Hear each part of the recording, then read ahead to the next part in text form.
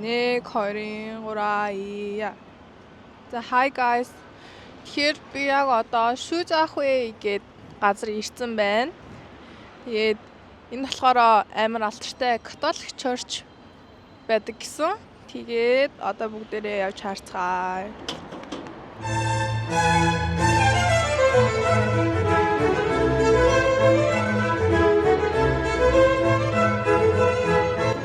Өнөөдөр ийшээ ороод ирсэн чинь хорим хийх гэж байгаа юм шиг байна хүмүүс.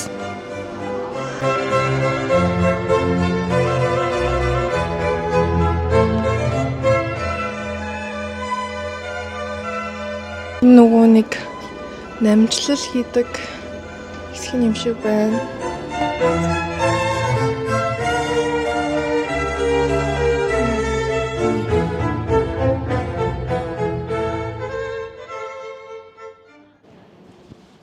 За окей. Тэгэхээр би энэ сүмэн дотор хаалгаар жоохон аяарах хэрэгтэй. Гэтэ энэ сүмийн талаар гоё мэдээлэлд өгье заяа. За тэгэхээр энэ сүмийг болохоор Cathedral of Saint Ignatius гэдэг юм байлээ. Эсвэл бас хүмүүс Шүү заах үеийн Cathedral гэж хэлдэг гэсэн. Тэгээд энэ нь болохоор ер нь баг Хятадд байдаг хамгийн том сүм гэдгээрээ алдартай юм байлээ. Нөгөө талаараа бас нөгөө нэг хүмүүс юу гэж дууддаг вэ гэхээр яг энэ хэсгийг болохоор одоо Хятадын Ватикан гэдэг юм байлээ. Тэгээд яагаад гэвэл ер нь одоо энэ Шүү заах вэ гэдэг энэ хэсэгт маань болохоор айгүй тийм Есүсийг шүтдэг бишээ Есүс биш католик шашинтай хүмүүс амирх байдаг учраас яг энэ хэсгийг ингэж төв болгосон юм байлээ. Тэгээд энэ барилга нь болохоор ямар загвараар баригдсан бэ гэхээр готик стайлаар баригдсан гэсэн. Ингээд харах юм бол гэтээ энэ барилга амар хүүхэнтэй амар их зовлон үзсэн барилга юм байлээ. Бараг 3-4 удаа ингэж хүмүүс нураах гэж үзсэн. Хамгийн ихнийх нь болохоор 1930-аад оны үед Шанхай руу Японууд дайрсан баггүй юу. Тэгээд Японууд дайрахтаа энэ хавийг ингэж бөмбөгдсөн юм байлээ. Тэгээд бөмбөгдсөн учраас энэ хавьд үйл ажиллагаагаа өргөжлүүлэх боломжгүй болоод юу байжсан бэ гэхээр одоо нөгөө нэг дайнаас зугтж байгаа хүмүүсийг энэ дотор хамгаалж хонуулдаг байсан юм байлээ. Тэгээд бас хоёр дахь нь болохоор яг нөгөө нэг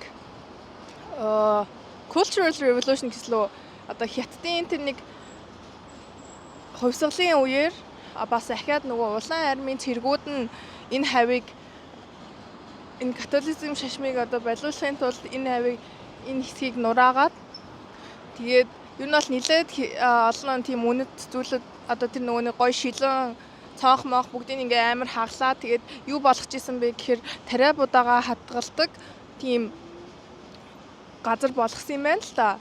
Тэгэл ер нь хөрхөмтэй тэрнээс хойш ер нь эвдэгцээр хагаад ер нь саяхнаас гэжтэй 90-ад оны үед 80-90-ад оны үед ахиж засварлагдаад ингээд одоо яг ийм хөрхөн ийм гоё цэвэрхэн байгаа юм байна лээ. Тэгээд энэ католик church сүм маань болохоор давхраас сургууль байсан юм байлээ. Тэгээд сургууль хүүхдүүдийг бас сургадаг. Тэгээд хажуудаа бас энэ сүмийн одоо энэ католик шашинтай хүмүүс бас ийм номын сан хажууд нь барьсан юм байлээ. Тэгээд би уул нь энэ хажууд байгаа энэ Zikaway гэдэг library номын сан нь яг тэр хүмүүсийн барьсан номын сан гэж бодсон боловч энэ нь болохоор хамгийн шинээр баригдсан 23 онд баригдсан нэг тийм алдартай бас номын сан байгаа. Хэдүүлээ удахгүй тийшээ орон заяа. Library нь болохоор яг сүмийнхаа бүр яг хажууд нь байдаг. Одоо энэ сүм нь байгаа. Тэгээд энэ болохоор Zikaway гэдэг нэртэй номын сан байдаг.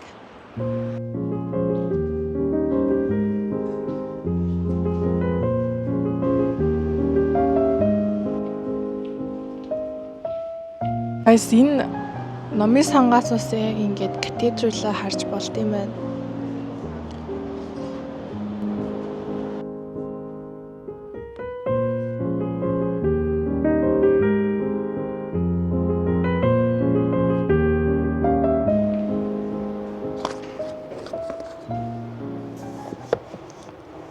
энд ингээд ер нь хятад ингээд номын санд англи ном болох амар хэцүү байдаг байхгүй юу?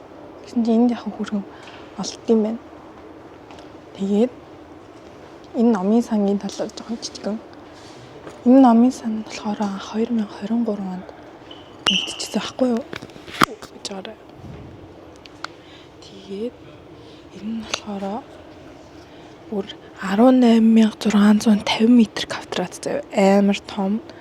Тэгээд ийм доошоогоо 2 давхар, дээшээгээ 3 давхар, ийм 5 давхар барилга байдаг. Тэнгүүтээ энд нь ингээд зөвхөн номын сан биш бас амар олон лекцүүд болдог юм элэ. Давхар бас урлагийн тийм юмнууд бас үзэж болно. Инсталлейшнуд бас амар их байдаг. Тэгээд энийг болохоор анх David Chipperfield гэд хүн болохоор энийг анх ингэж дизайныг гаргаж барьсан байлээ. Тэгээд хятадд ингээд номнуудаа авахд бүх юм амар амархан байдаг. Бүх юм ингээд мэдгүй байх юм бол шууд тэнд байдаг нэг AI ихч байлээ заяа. Тэндээс асуувал ном нь хаана вэ гэл ингээд олцдог заяа. Амар амархан. Ерөөс тийм хүмүүний шаардлага байхгүй ингээл номоо уншуулаад ингээл гарчдаг. Тэгээд номын санд байгаа болохоор жоохон чимээгүй байх хэрэгтэй байна. Энэ ер нь бол Шанхайгийнхаа бас нэлээд том номын сангийн нэгт орд юм билээ. Даанч манай сургуулиас амар хоол болохоор ишээ явах жоохон хэцүү байна л та. Тэгээд доороо бас амар гоё кофе шопнуудтай мэлээ. Тэгэхээр хэдүүлээ бас тийшээ ороод нэг кофе аваад сууд юм лөө гэж бодож байна. Бас би өнөөдөр нэрнгэсээ журналаа авчирсан. Тэгэхээр журнал авсан учраас кофе аваад журнал хийцгээе. Хятадд яаж ном авдаг гэж одоо тэндээс ингээд номнууд аавна штэ. Тэнгүүтээ одоо ингээд шууд энэ дээр нь тавиад номоо тавингуут нь энэ дээр шууд ингээд гараад ирчин заяа. Тэгээл уншуулаад хэрвээ буцаах юм бол буцаад энэ дотор нь илүү хийждэг. Тэнгүүт нь энэ нь ингээд бүх номнуудын ариутгаад тэгээд буцаад тавьчихд юм лээ. Амар сонирхолтой байгаас тээ. Hello. Таны тийм байна. Кофе авч уухаас өмнө энэ доошоогоо амар сонирхолтой юм байна. Яра.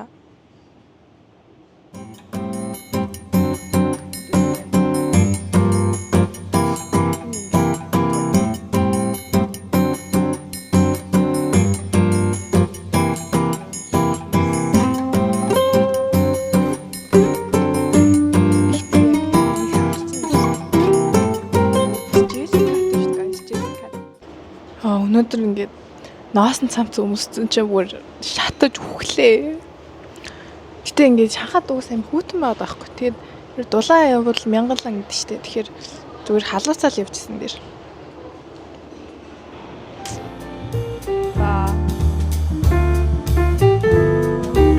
Би энэ ямар сонио дээр үеийн барилга вэ гэд хараадсан чинь энэ барилга чинь нөгөө нэг католик шашинтай хүмүүсийн жисүүд хүмүүсийн барьсан номын сан энэ юм байна. Дотор нь орж болдог үгүйгээ сайн мэдэхгүй байна.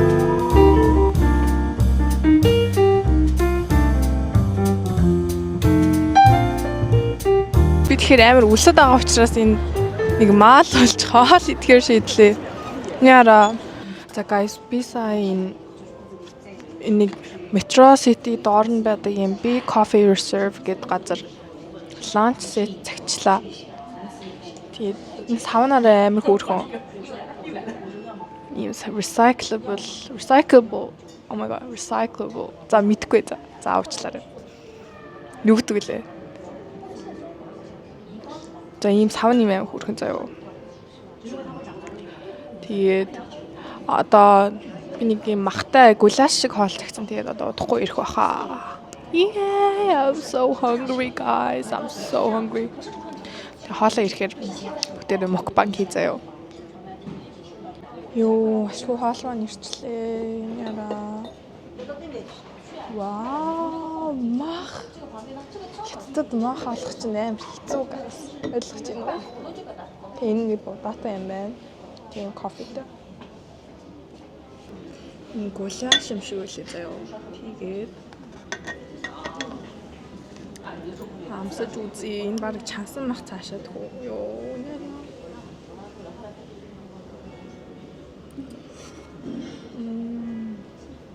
Амар.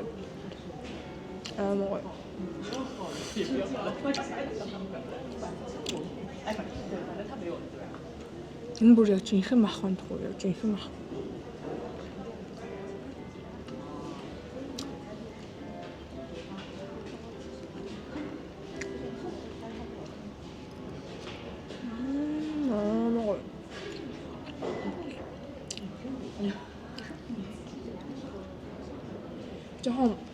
Жоохон өмтэй заяа. Гэхдээ it's worth it guys. Маха бодох юм бол it's worth it. Би бол мах идчихэж заяа юу хэдэн төгрөгс төлснө.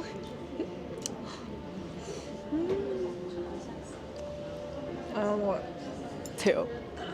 Тэгэхээр нүд би сая бодож байгаад what's in my гадаа сууж байгаад кофе унгаа миний цүнхэн дотор юу байдаг вэ гэд танилцуулахаар шийдлээ л дээ. Тэгэд миний цүнх болохоор энэ байна. Long champion зүг. Тэгээд саяхан авсан тэгээд амар тухтай амар хүн гой цүнх байлээ. Тэгээ энэ хараа ингээд эндээ болохоор юм хоёр юм зүйлттэй заяа. Энэ ингээд одоо амар муухай болсон зүйлсээр хагаад агаа ингээд төгсөлтөөр өгч исэн. Cry baby. Энэ болохоор манай ингийн хятад багш маань өгсөн юм хөөрхөн фотоны осор байна. За тэгээд хамгийн ихэнд миний цүнхэн дотор юу байгаа вэ гэхээр энэ заяа. Энэ болохоор миний DJI цүнхэн одоо яг бичиж байгаа. Энийг бол энэ камерыг манай аав өгчихсэн байхгүй юу? Тэнгүүтээ дараагийнх нь болохоор юу байна вэ гэхээр ийм савх байна. Энэ савхыг би яагаад ашигладаг гэж энийг би үсээ боох гэж ашигладаг юм мэдэх гэж биш. Би амар урттай болохоор угаасаа ингээ савхаар ороочвол амар амар байдаг байхгүй юу? За тэгээд мэдээж гадуур амир явж байгаа учраас power bank хэрэгтэй. Энэ хоёр болохоор ингээд өнөртэй ус, Dior-ийн өнөртэй ус тэгээд lipstick хоёр байгаа. Дараагийнх нь болохоор миний AirPods энэ мэдээж амны өнөртүүлэгч. Тэгээд юу лээ? Төрөвч байна. Уул нь бол ер нь хятадд төрөвч ямар ч шаардлага байхгүй заяа. Угаасаа Alipay, WeChat хоёр ашиглаад явж байгаа. Гэтэ ээж ингээд за тэгээд ер нь аюулгүй байхын тулд утасны чинь цэнийг минийг дуусчих юм бол мөнгө хэрэгтэй болж магадгүй гэж заавал авч явж игээд тэгээд төрөвч байна. Мэдээж цэнэглэгч. Тэгээд энэ болохоор манай ээжийн юу байхгүй юу? Пенал. Гэтэ би одоо ашиглаж байгаа юм хөрхөн жижигхэн. Тэгээд би ингээд өдөр болгон уудаг витаминуудаа хийгээд явдаг. Энэ утан дотор мэдээж утас байна. Тэгээд би журнал хийх амар дуртай. Тийм учраас ингээд энэ дээрээ дахиад нэг шинэ дэвтэр аваад журнал хийж эхэлж байгаа. Дараагийнх нь болохоор нэг юм пауч байгаа. Би амар их цүнхээ солидог болохоор паучын дотроо ингээд бүх юм хэрэгтэй бүх юмаа хийгээд тэгээ ингээд шууд цүнхээ солиод явчвал айгу амар санагдаад байхгүй юу?